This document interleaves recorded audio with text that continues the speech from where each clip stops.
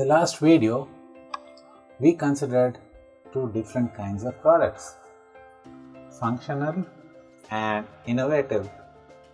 Now, from your understanding of these two kinds of products, do you think both the products should have similar supply chains?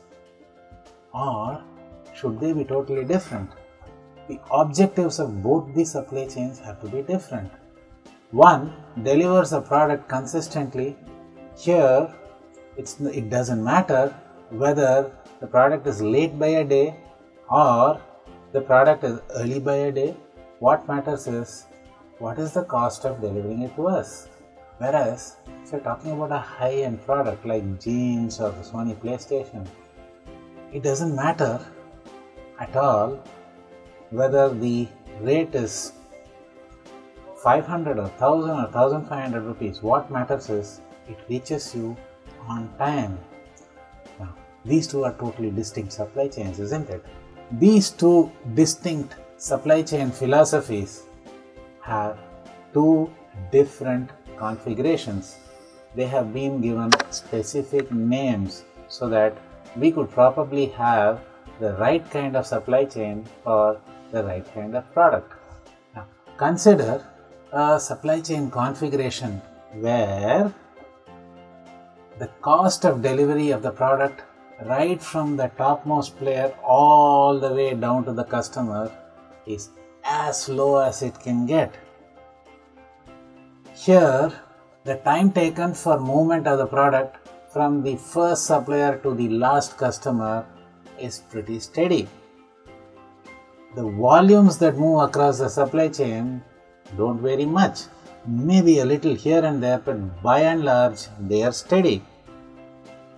It's extremely easy to predict the flow of materials, meaning you can say exactly how much of material can flow at what particular point of time, when is it likely to go up a little here or a little there.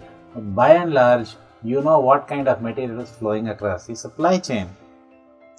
Here, there are hardly any information requirements. Whatever information is required is so easy to predict that you don't even want to ask for it. There is not much of a flow of materials backwards from the customer back to the supplier. Whatever reaches a place, whatever be the condition, it doesn't go back, it stays put. Now, this kind of supply chain configuration is called an efficient supply chain.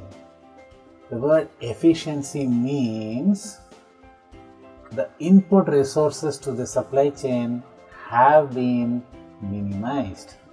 You use a minimum amount of resources to have the product or service delivered to the final customer. It's the cost. These are extremely low cost supply chain.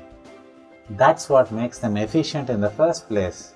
The cost of handling is so low that you can afford to charge low margins on the products. On the other hand, consider a supply chain configuration where anything that the customer orders for is delivered within 12 hours. You can make any changes in the delivery configuration and within half an hour this configuration will be addressed. The change time less than 20 minutes. They always deliver on time, but usually it comes at an extremely high cost. Here, the supply chain cost is not an issue. Absolutely not. What matters is how quickly and how correctly can the product be delivered to the customer. Here, there is a lot of product replacement going on and plenty of movement of materials back down from the lower side of the supply chain to the upstream processes. The supply chain has an extremely volatile customer demand. This demand has to be constantly updated and constantly worked on. Most of the delivery that happens is so unstructured that you can't be efficient. Half the time the trucks don't get full. You can't wait for a truck to get full to deliver. Why? Because the delivery is due. You can't say, no, my truck is half full. Can you wait a day? I'll deliver it a day later. That's not an option. These supply chains focus on very, very high value products so that these inefficiencies get absorbed in the margins of the product. Now, this configuration of supply chain where the entire focus is on maximizing customer service while neglecting costs to a certain extent. Nobody can totally neglect the costs, but here costs are not an issue. As important an issue that is as serving the customer on time, and having high margins somehow absorbs these extra delivery costs. This kind of a configuration is known as a responsive supply chain. Now, a responsive supply chain and an efficient supply chain are two ends of the supply chain continuum. It's very difficult for a supply chain to be both responsive and efficient. There's hardly any in fact. Now, responsive supply chains obviously deal with a different category of products when compared to an efficient supply chain. Considering what you have done in the last video, can you guess which supply chain should be used for which kind of product? No marks for guessing that answer. It's a no-brainer. Functional products, which are low cost, steady demand, low margins, obviously require an efficient supply chain. You can't have soaps being delivered on demand.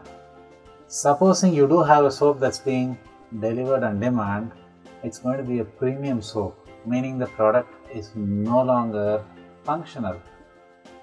And the functional products have to be profitable only by means of having an efficient supply chain.